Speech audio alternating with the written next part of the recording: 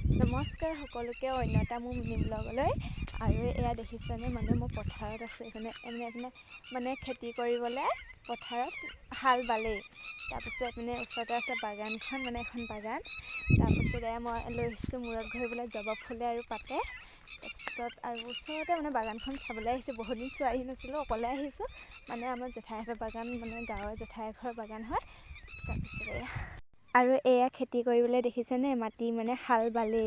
আৰু আপোনালোকৰ ফালে হাল বালে নাই ক'বচোন। আচলতে আমাৰ ইয়াত সোনকালে মানে খেতি উঠে।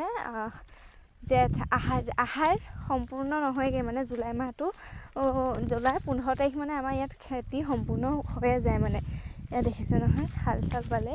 মানে সেইখন বাগানখন দেখুৱাম ৰ'ব ওচৰৰ পৰা। দোৰোণ বন দেখিছেনে? ইমানকৈ দোৰোণ বন লাগি আছে। এইখিনি ইমান দোৰোণ বন লাগি আছে।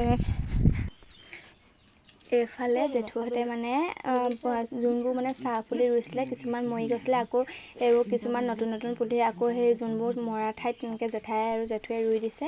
তাৰপিছত এইফালে এইখিনি পুলি দেখিছেনে? পুলিবোৰ মানে আগবোৰ ছিঙি দিয়া হৈছে, কাৰণ মানে যেতিয়াহে গছজোপা যিহেতু জোপোহা হৈ যায়, আগবোৰ ছিঙি দিয়া হৈছে। এইখিনি যোৱা বছৰ ৰোৱা পুলি আছিলে।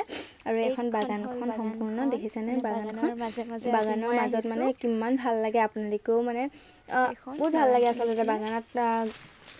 আৰু এয়া দেখিছে নহয় এখন বাগানৰ মাজতে মানে জেঠুৱে চব খেতি কৰাৰ নিচিনা দিছে। গোমধান কৰিছে, দাংবডি কৰিছে, তাৰপিছত জাতিলাও মানে এনেকৈ ঘৰ এটা আছে জেঠুহঁতৰ, মানে এনেকৈ বাগানৰ মাজতে, তাত মানে চাহপাত ছিঙাৰ পিছত জিৰণি লয়। তাৰ ওপৰত লাও খেতি কৰিছে। সেইপিনে মাজে মাজে তামোল পুলি ৰুইছে। তাৰপৰা এনেকৈ পাতখিনি ছিঙি মানে যিহেতু হেৰিয়ত থয়, ঘৰটোত থয়। তাৰপিছত মই ঘৰলৈ আহোঁতে জেঠুৱে মোক দি পঠিয়ালে দাংবডি আৰু পালেং শাক, মানে মাটি পালেং নহয় দেই, এইটো পালেং শাক যে। তাৰপিছত আহিলোঁ বাহঁতক লগ পালোঁ।